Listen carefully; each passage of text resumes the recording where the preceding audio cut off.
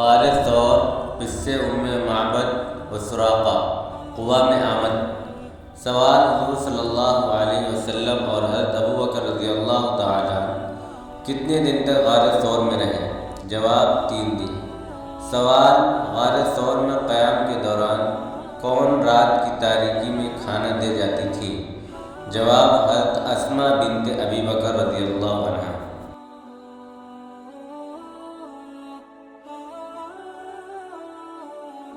سوال: غار ثور میں قیام کے دوران مکہ والوں کے حالات کی اطلاع کون سناتے تھے؟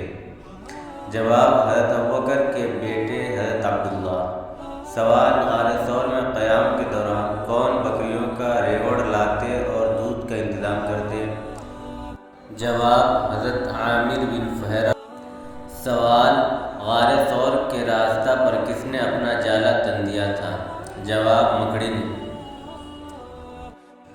سوال: غار ثور کے قیام کے دوران جب مشرکین تعاقب کرتے ہوئے پہنچ گئے تو حضور صلی اللہ علیہ وسلم نے حضرت ابوبکر رضی اللہ تعالیٰ عنہ کو کس طرح تسلی دی؟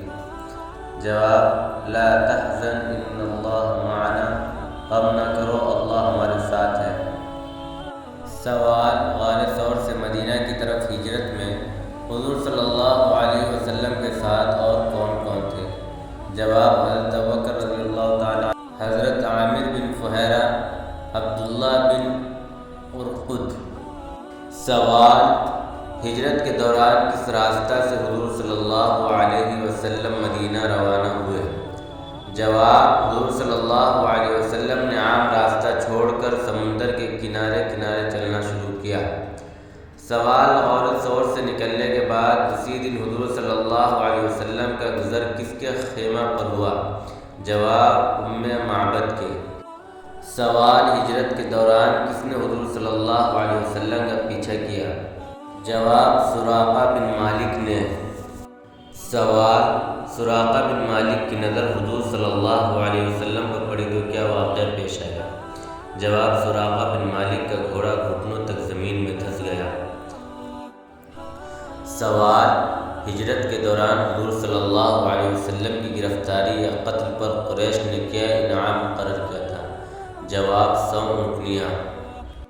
سوال: حضور صلی اللہ علیہ وسلم غار ثور سے نکلنے کے کتنے دن بعد قبا پہنچے؟ جواب: 8ویں دن۔